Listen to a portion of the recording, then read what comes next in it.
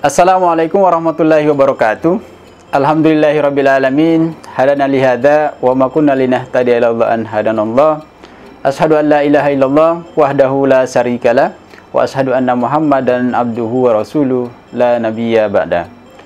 Alhamdulillah, puji syukur kita panjatkan kehadirat Allah Subhanahu wa taala, karena dengan rahmatnya dan juga rahimnya, alhamdulillah hari ini kita bertemu walaupun melalui media online untuk kita sama-sama ta'arufan, untuk memperkenalkan kondisi sekolah melalui masa ta'aruf madrasah MTS Plus Nurul Iman tahun ajaran 2020-2021.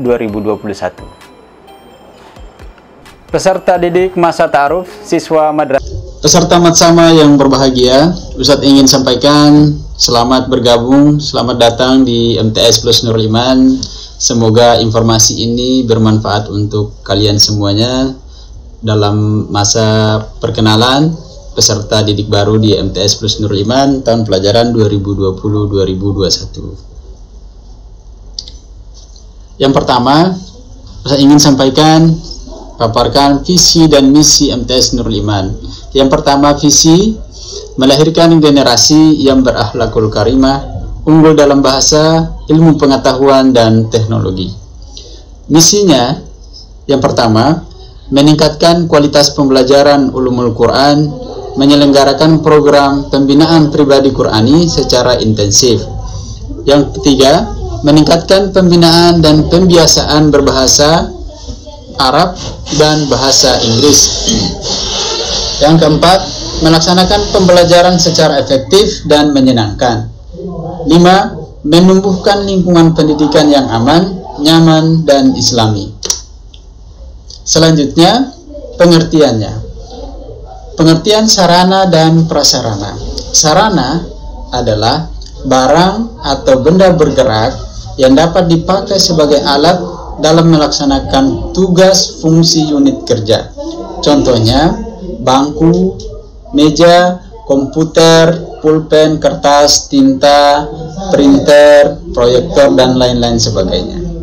Begitupun juga dengan prasarana. Prasarana adalah benda atau barang atau benda yang tidak bergerak yang dapat digunakan untuk menunjang atau mendukung pelaksanaan tugas dan fungsi unit kerja. Contohnya, gedung, lapangan olahraga, lapangan upacara, masjid, dan lain-lain sebagainya. Fungsinya adalah, yang pertama, sarana prasarana itu berfungsi sebagai mendukung terhadap kelancaran proses pendidikan di sekolah dan sangat penting dalam jalannya proses pembelajaran serta menunjang kegiatan belajar siswa di sekolah.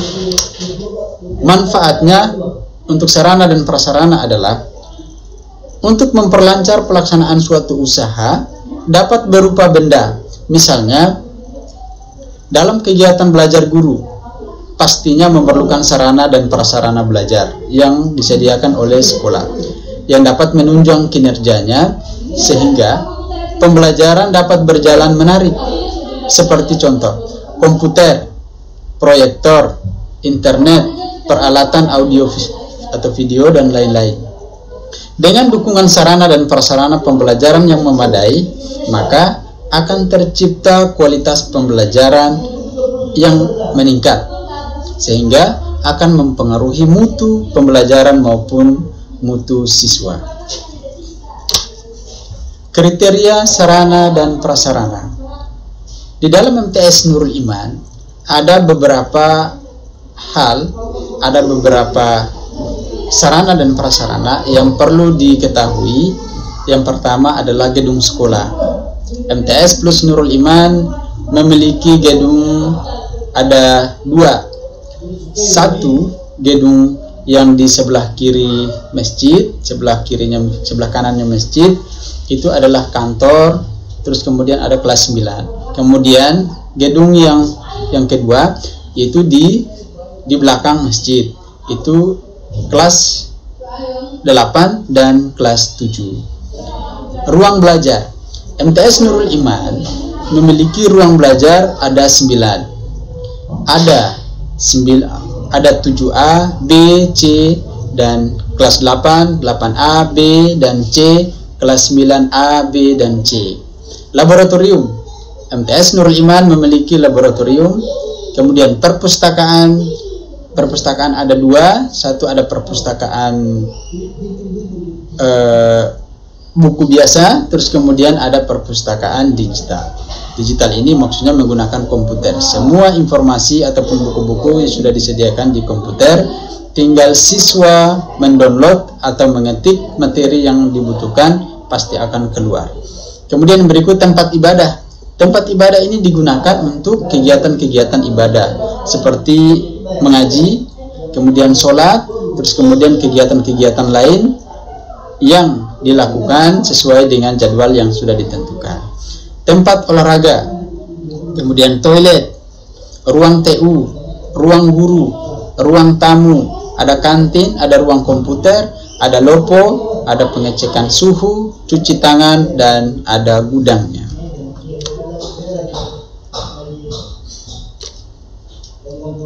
Yang pertama, kita lihat secara rincinya, ini ada gerbang di depan sekolah.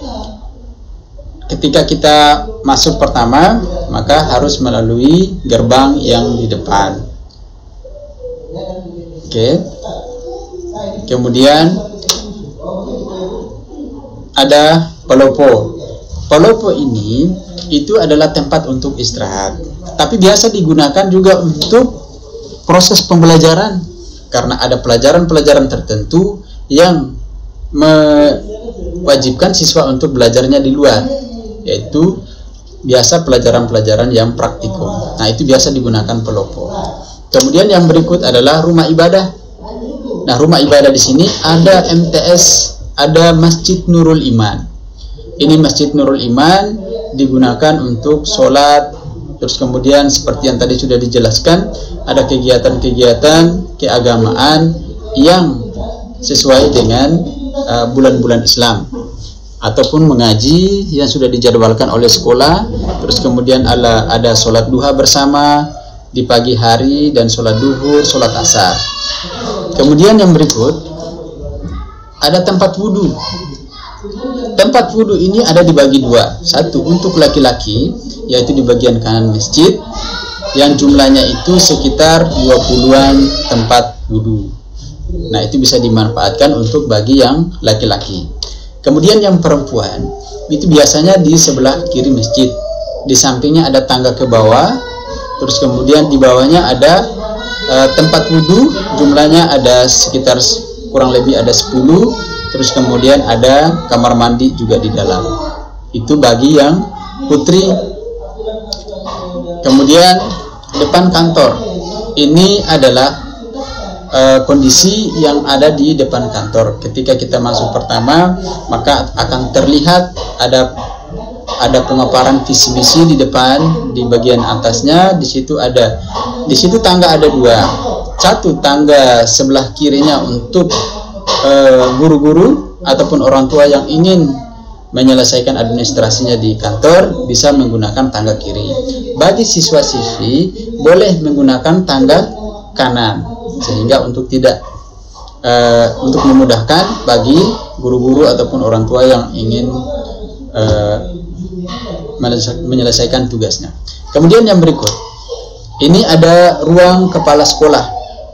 Nah, ruang kepala sekolah ini biasa digunakan untuk pelaksanaan administrasi kepala sekolah, untuk penerimaan tamu, dan untuk kegiatan-kegiatan lain yang dilakukan oleh kepala sekolah. Dan kadang juga digunakan untuk rapat-rapat leader dan sebagainya. Kemudian yang berikut ini adalah ruang tata usaha dan bendahara. Nah, di bagian kiri itu adalah ruang tata usaha, di bagian kanan itu adalah ruang bendahara.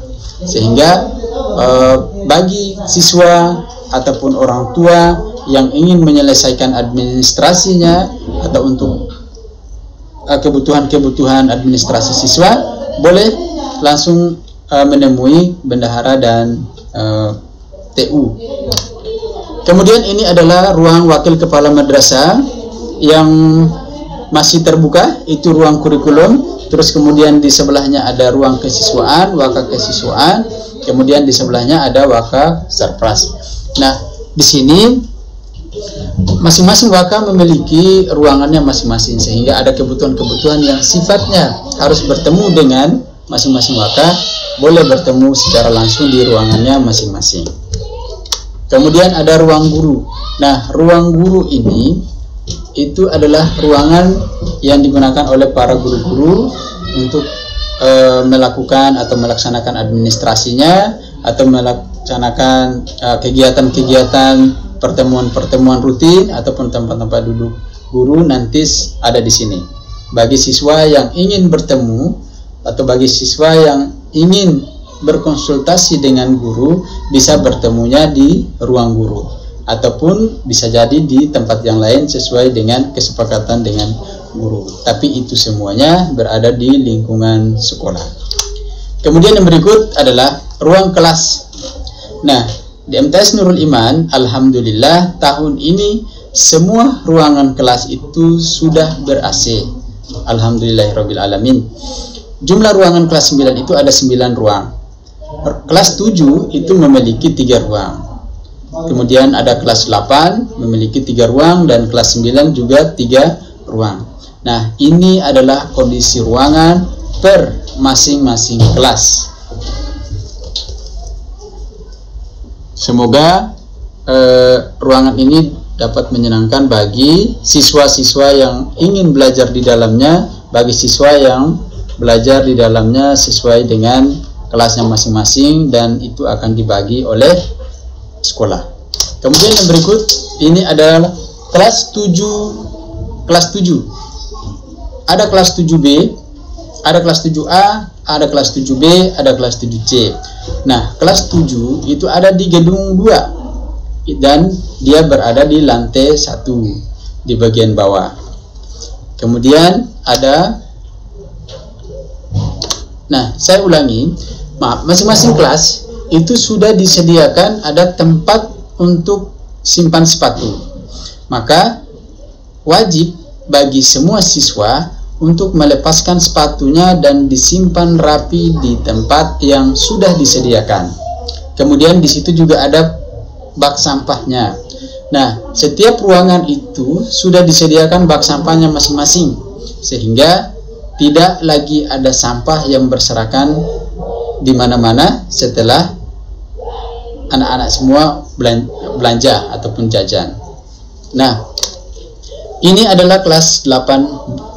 Kelas 8. Kelas 8A, 8B, dan 8C juga berada di gedung 2 dan posisinya ada di lantai 2. Nah, semuanya masing-masing juga sudah ada tempat rak sepatunya dan ada tempat sampahnya masing-masing. Dan semua ruangan sudah ber-AC.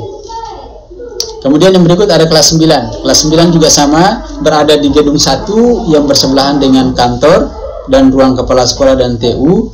Nah, di sini ada kelas 9A, ada kelas 9B, dan ada juga kelas 9C. Nah, kelas 9 ini itu juga masing-masing sudah disediakan rak sepatu dan sampah. Mudah-mudahan anak-anak tidak lagi membuang sampah di tempat yang sudah dibersihkan. Kemudian ada lab IPA dan lab UKS. Nah, ada lab IPA, di situ ada, kita lihat ada alat-alat prakteknya dan ada juga papan yang membantu untuk memberikan pemahaman kepada siswa yang ingin mengetahui lebih lanjut soal praktikum di lab IPA. Kemudian ada UKS. Nah, kita ada UKS-nya sudah sudah disediakan di situ, tinggal bapak atau siswa, anak murid, siswa bagi yang merasa tidak enak badan atau merasa sakit bisa istirahatkan di UKS. Kemudian ada perpustakaan dan lab komputer.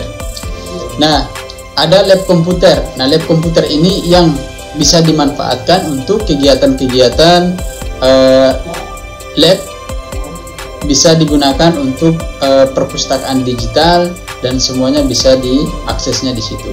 Kemudian di sebelahnya, di sini kita masih melihat ada pakaian yang masih berserakan karena ini pakaian yang baru datang yang belum diambil oleh para siswa karena memang masih ada siswa yang belum datang. Nah, di sini ada perpustakaan manual dan silakan nanti ketika ada tugas ataupun apa yang diberikan oleh guru boleh mencari informasi dan buku-bukunya di perpustakaan. Nah, di perpustakaan ini nanti itu sudah ada meja lesehan dan ada karpetnya. Nanti disediakan tempat-tempat yang baik untuk siswa bagi yang ingin menulis dan mencari tugasnya di situ.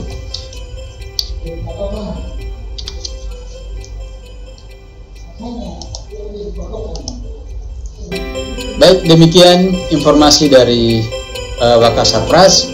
Mudah-mudahan ini bermanfaat bagi kita semuanya dan mohon untuk dijaga dengan baik. Semoga bermanfaat. Mari kita akhiri. Billahi taufiq wal hidayah. Assalamualaikum warahmatullahi wabarakatuh.